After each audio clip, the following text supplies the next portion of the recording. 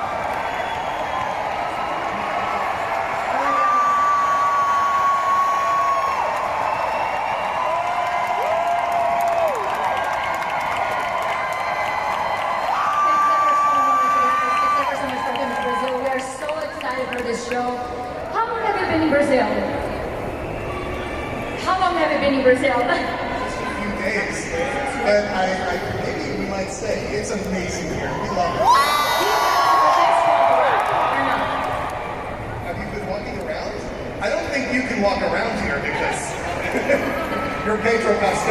It's my first time in Sao Paulo, but my second time at CCXP. It's here on Thursday, and it's great to be back so quickly. Well, now it's time to talk about The Last of Us. Oh my God. First of all, Brad and Neil, you know you have a treasure in your hands, right? I mean, a lot of people here have played the game. Just let me check. Quem aqui jogou The Last of Us? See? Neil, when you were writing the game, when did you think this deserved to be a TV show? First of all, I heard Brazilians have a lot of energy, but this is something else.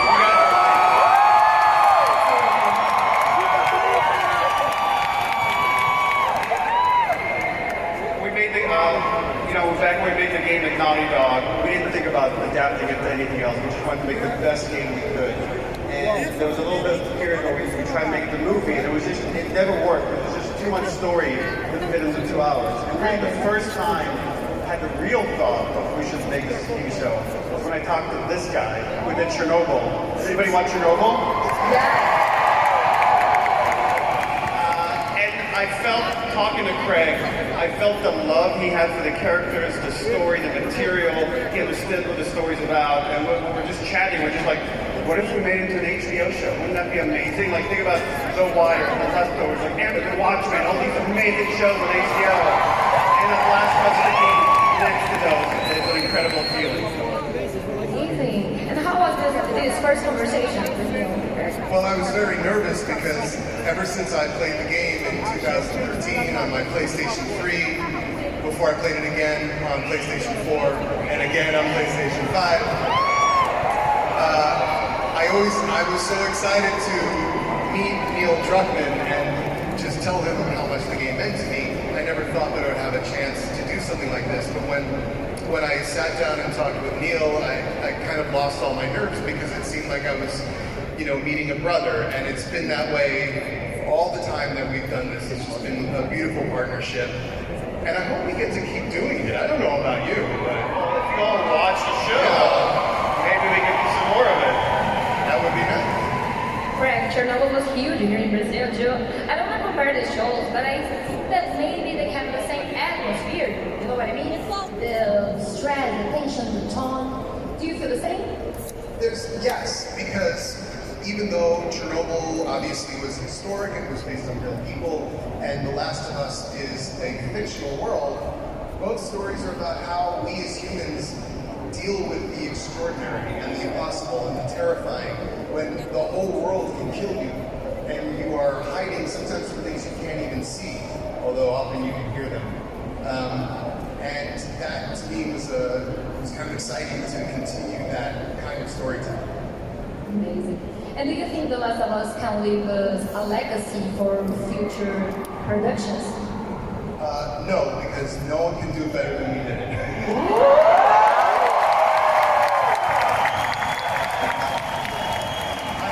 I think hopefully if we do it again, if enough people watch and we come back and do more, we'll try and do even better. But I think we got it right. I really do. Well, and how did you guys choose this amazing casting?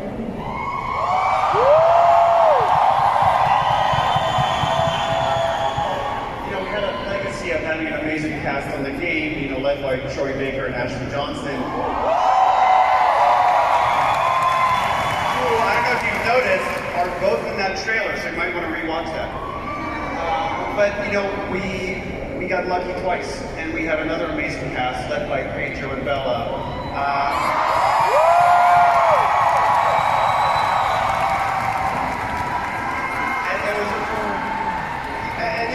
When you cast someone, you never quite know.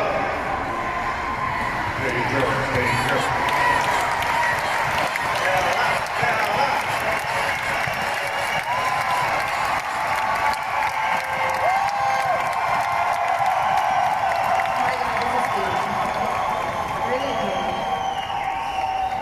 When we got to see them act against each other is when we Craig and I high-fived each other and we're like, it's Joel and Ellie. It's Joel and Ellie, it's a different Joel and Ellie, but it's Joel and Ellie. They capture their spirit, their soul, and most importantly, the chemistry and the relationship between them.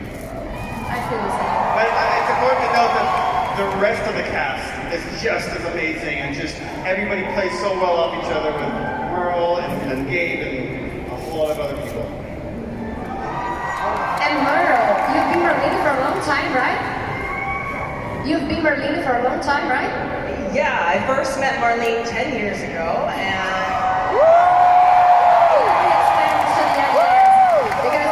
Eu não sei se todo mundo aqui sabe, mas a Merle, que vai interpretar a Marlene na série, também foi ela nos dois jogos. It has been a great pleasure to play a character that is so dynamic. She's so conflicted. She's making questionable decisions that she thinks is morally right, and to be able to tell something so beautiful, so human, and then with Neil's amazing script in the game, and then to come and get to play with all of these people and expound on that, jump in Marlene's shoes into different scenarios. It has been an absolute joy, and I have just loved sharing the screen with you guys. Thank you so much. Do you think it's the same thing, the same character, or maybe it feel like a brand new one? I feel as though she's rooted in the same things that as I drew her in the character, as Neil drew her, and I translated in the character in the game. And now you get to see new sides of her, places like having these wonderful scenes that I get with Pedro and Bella, that you get to see Marlene interact with her progeny. And I think it deepens the story. It takes what you love and stretches it and forces your heart to follow us even deeper into this world. And it is beautiful. You will not be disappointed. Woo! And what's the difference between playing a character in a game and in a TV show? What's the difference between playing a character in a game and in a TV show? Oh my goodness. You know, what's really interesting is that when I first played the game, or was performing Marlene in the game, I had never done mocap before. I'd been a voice actor, but I had never done mocap, so I was out of my comfort zone. And then, of course, you know, I had never put on her clothes, put on the wigs, walked in her shoes. There was a team of extraordinary artists at Naughty Dog that can elucidate her and make her, you know, fabulous and badass and all of that. But for me, you know, I just had to make sure that I conveyed what was emotionally happening with her. her. But to step into her shoes, it was a little nerve-wracking. And Craig did a lot of hand-holding. Like, girl, you got this, you got this. And so it wasn't like an easy jump for me, but it was the right one, and I feel so lucky that I got to do that. We feel like too. Well, except for Myrtle and you, what level of connection did you guys have with the game? Have any of you played it prior to the show? You played it for sure, I know I did. Oh yeah, definitely.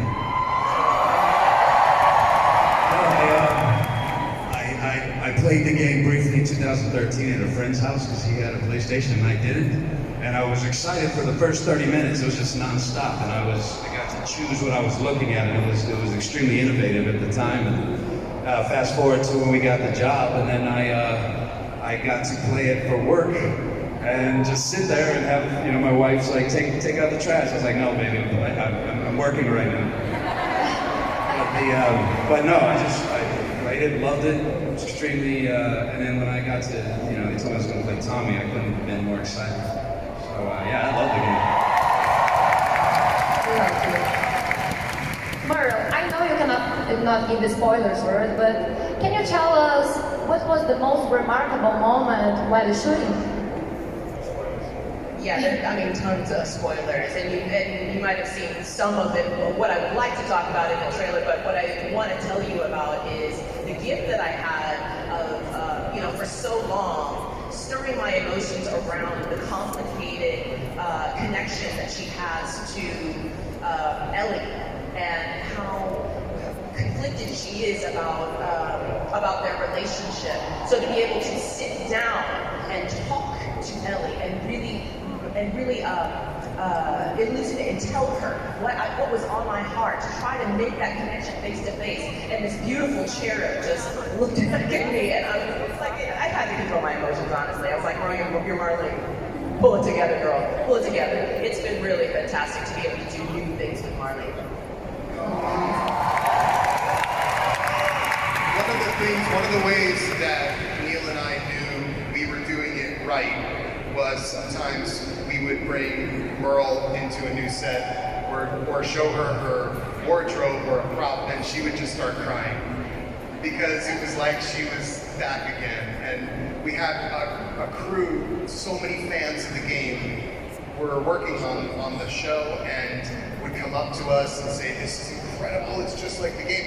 And every now and then they'd be like, oh, that one little thing is wrong, and then we would fix it, So the show was made by fans for fans. This is good. This is amazing. It's pretty important.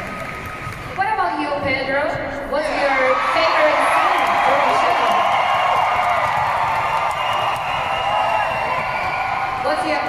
What was your favorite scene during the show? My favorite scene during the year-long shoot. Let me see. I can only pick one. Oh God, I can't believe we're here.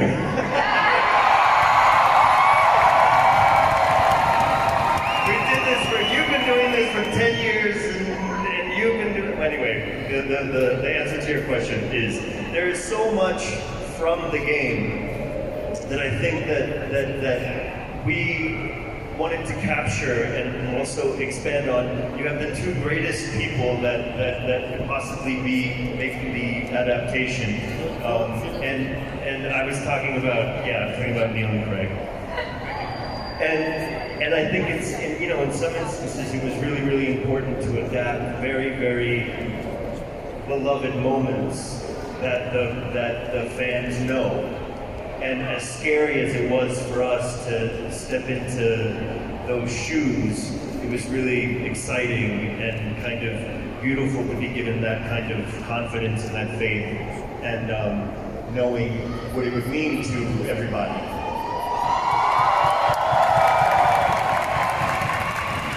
And it was scary as hell, but in retrospect, one of those scenes is my favorite. I won't say which. Good. I see. Now talking about your HBO shows too.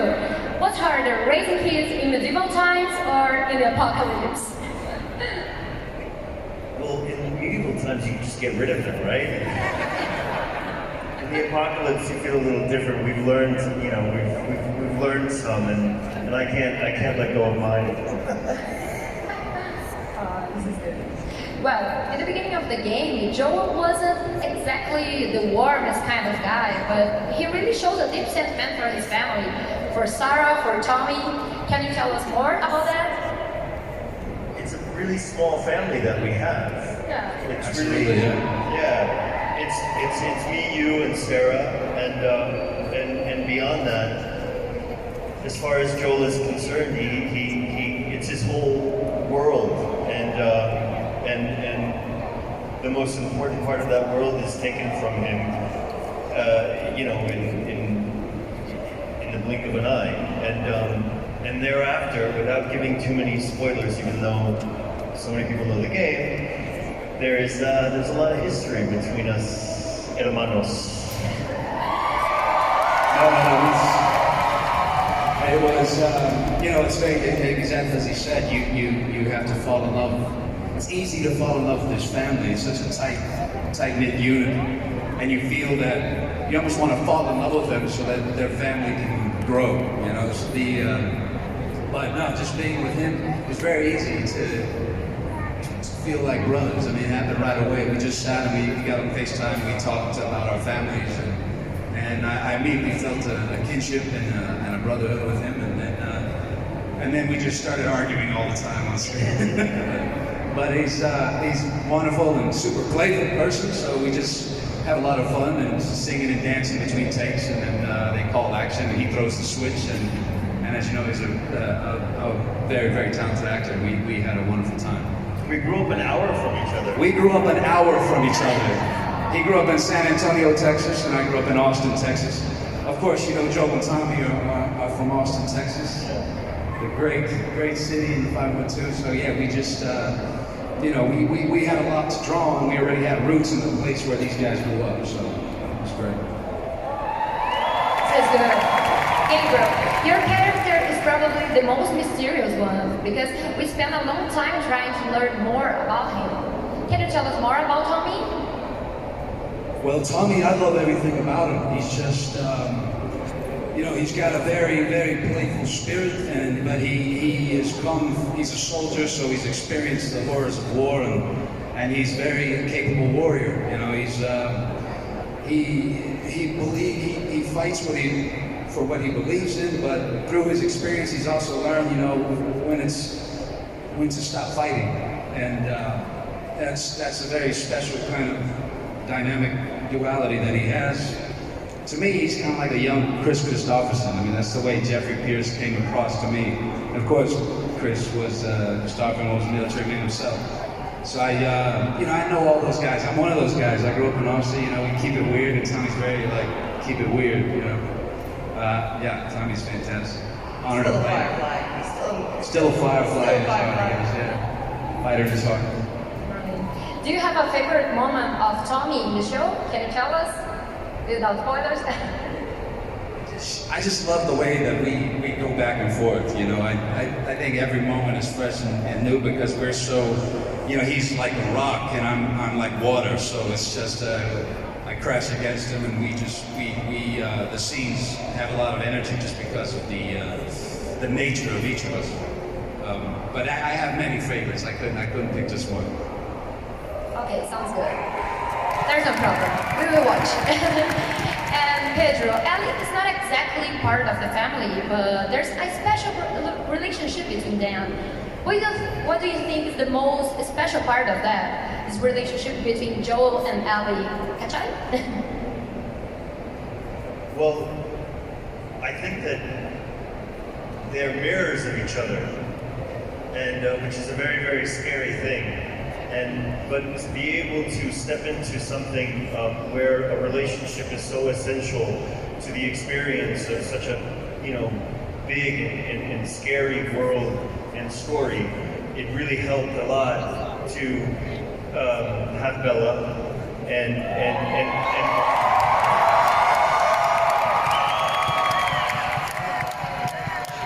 we come from another big world, big scary world.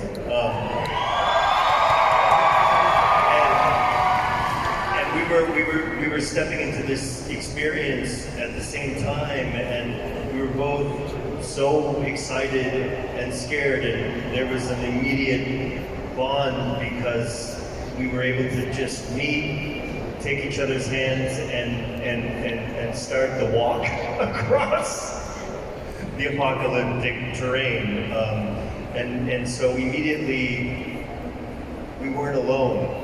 And that, I think, was a fascinating parallel experience as an actor to experience what the character was experiencing, and to see that experience. I've said experience how many times in the last couple of seconds? Not enough. Reflected back at you by this incredible human being right here. Neil and I got to watch all of this happen. You know, Bella and Pedro have to create that relationship and be in that relationship. We got to watch it happen because we are like you. And just you wait. I hope you're okay with your heart being broken over and over again. It is so beautiful, and it's so wonderful to watch it start and develop over the course of this story. And it's all there in what Neil created all those years ago in the game, but more and bigger and better. I cannot wait for you to see what these two brilliant performers did. And what about you, Bella? What about you? What do you have to say about this relationship?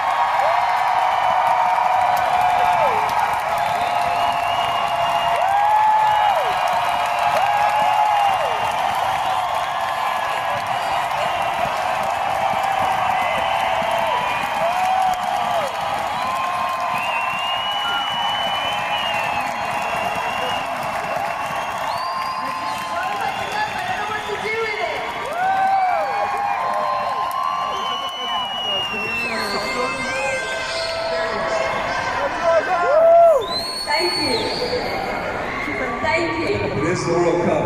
And it's the World Cup without a move. Thank you. I mean, like you said, they're mirrors of each other. And I think that's why they clash so much at the beginning. And I couldn't have done it without you. And I love their relationship. I think one of the things that Ellie really is the biggest achievement for her is the ability to, in the end, it takes some trying, but to make you laugh. To make Joel laugh, I think is Ellie's greatest achievement. So that was a special part of their relationship. But no, they're mirrors of each other and they clash, but then I think when you see yourself reflected in someone else, it's very scary and exposing. But then that opens up their vulnerabilities and it forms this beautiful bond that they have. Good point.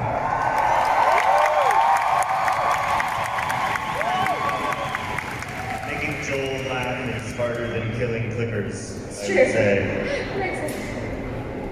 Well, by the way, how did you both prepare for this? The lot of characters. We cheated. We did. We were told not to play the game or watch any, but we did. We disobeyed your orders. We knew you would. We knew you would. We did ask them to not play because we wanted them to bring themselves to these parts. Neil and I both love the story so much, and we come at it from two different perspectives. Neil created it, and I was a fan. And together we put all of Ellie and Joel that we could onto the page, and we thought that will be enough for them because then they'll bring themselves to it the way that Ashley and Troy brought themselves to it because they never had a Joel and an Ellie to see either. But of course they cheated, and I don't mind because it worked really, really well.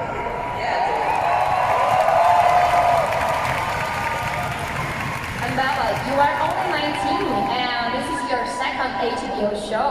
How did you receive the news when you were chosen for this role? I was on a different set filming a show called Becoming Elizabeth, and I had done a self-tape, and then I'd done a Zoom with the two of you. and I had heard of the game and I knew about it, and it was something that I was sort of really hoping to be a part of. A lot of the times with auditions, I can do them and then forget about them and just like, if I get them, it's a bonus. But this one I was a little bit more attached to, so I then got a call from my agent saying that I got it, and it was a surreal couple of days because I was aware of the implications of what it would mean. It would mean that I'd have to come to Brazil and see all of you. Which it turns out is pretty amazing, and I had nothing to be scared of because you're all wonderful.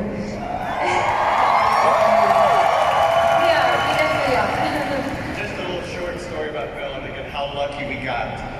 It was my first day directing, so I'm super nervous. It's this shot of like Ellie waking up. She's like sleeping on this meadow, and Bella comes up to me, and she's quiet, and she's like, Neil, I have a question. I'm like, yeah, what's up? She's like, I feel like Ellie would be sleeping with her switchblade in her hand. And I'm like, oh my God, you're right. Of course Ellie would be sleeping with her switchblade in her hand. I'm like, she is Ellie. Again, like we got lucky, like we found two Ellies. How lucky are we? So, do you see a little bit of Ellie in Bella at all, right? Do I see Bella and Ellie? A little bit of Ellie in Bella. Yes. Belly. When I talk in an American accent, which is Ellie's accent, it's an extension of me, but I swear a lot more, I curse a lot more. So when I'm speaking American, I just say a lot of curse words. We are similar, but she's, well, I think on surface level she's just badass, right? But underneath she has this complex vulnerability and a lot of fear. And that I relate to that, and I also relate to her badassery in a sort of quieter sort. But Ellie's the greatest character that I've ever got to play.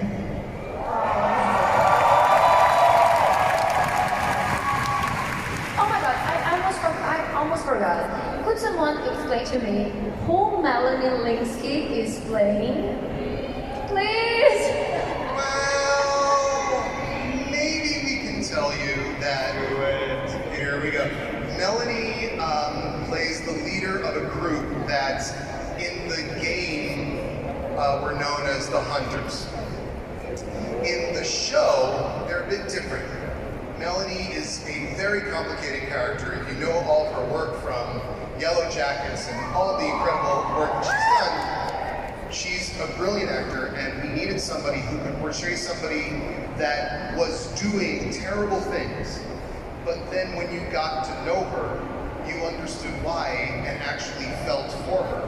One of the things that Neil created with the game was this philosophy that no one's ever purely good, no one is ever purely evil. We have the capacity to do both. And Melanie Linsky plays somebody that I think you're gonna hate, and then you're gonna love. And that's our job. This is like humans, right? We are different, I think. We're not good or bad. But, well, now that you know how popular the video game is, what do you think is gonna surprise fans? Well, there's this thing called the video game curse, where sometimes game adaptations don't quite live up to their source material. I think what might surprise the fans is how emotional and interesting it gets when we deviate, because in the game we have to always follow Joel and Ellie. Here we get to sometimes leave them and focus on someone like Melanie Linsky. But I think the part where we come back and we have those moments that are in the game and they're so authentic.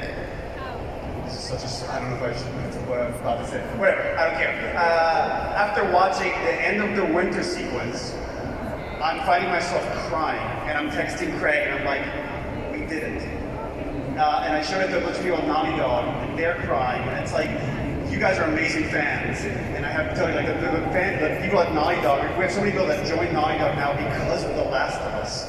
And they got to see this, and they felt moved by it because they saw their artistry in this show. I think that authenticity will maybe not surprise, but make fans feel very proud that they were there from the get-go.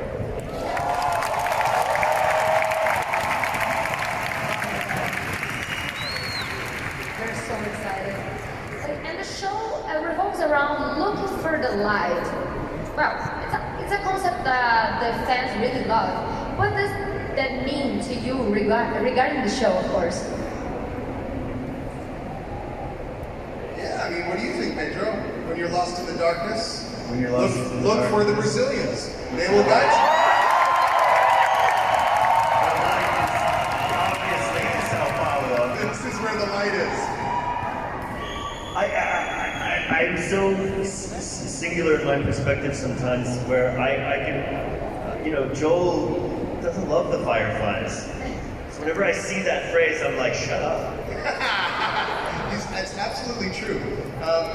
I always liked that it seems like a good catchphrase, like if you were Batman or Spider-Man or Superman, when you're lost in the darkness, look for the light. And then you start to realize, well, maybe the darkness isn't so bad, and maybe the light isn't so good. And that's what I think is so fascinating about The Last of Us. You're always trying to figure out what the right thing to do is.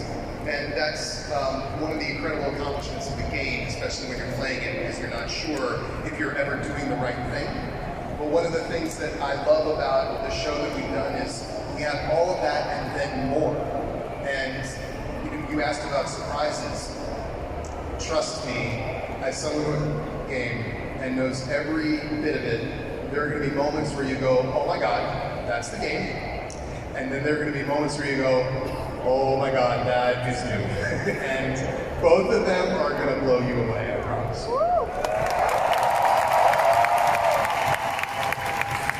Great. And Craig, is your birthday is wife, right? Okay. So I have a favor to ask of all of you.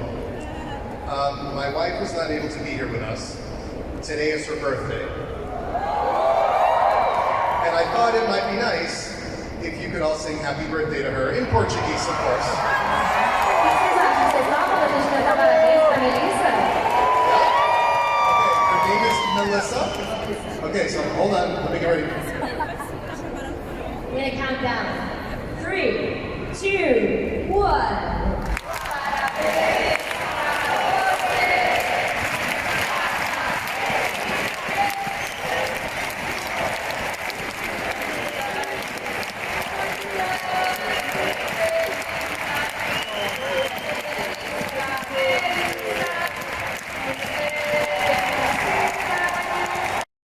Oh my god, it's sad, but as we say in Brazil, every carnival has its end. So it's time to say goodbye to this amazing audience here at CCXP. Do you want to say anything else? Gabriel. Thank you so much for having us here. So very much. We love every minute of it, and we love you. Thank you. Murray. Thank you. It is a tremendous honor to be here with all of you, with these extraordinary artists that will knock your socks off, telling a story by two of the most amazing storytellers that. Thank you so much.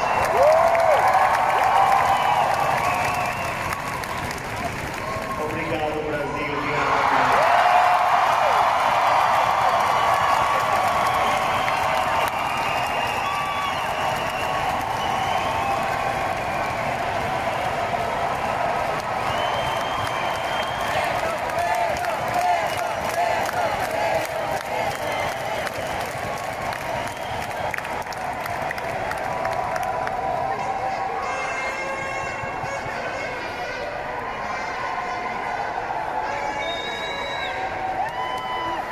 It's your time, Bill.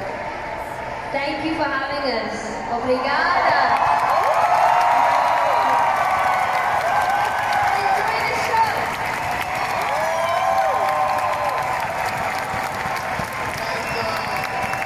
When it comes to the World Cup, go Brazil!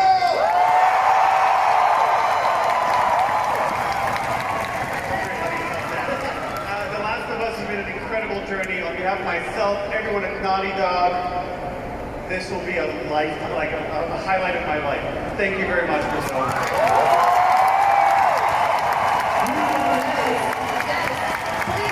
Please repeat with me.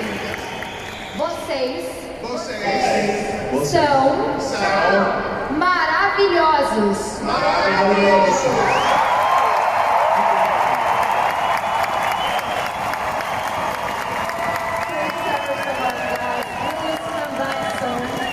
É isso aí, pessoal. Eu espero que vocês tenham gostado, tanto quanto eu. Aliás, quando a gente tirar uma foto antes? How about we take a picture with the audience?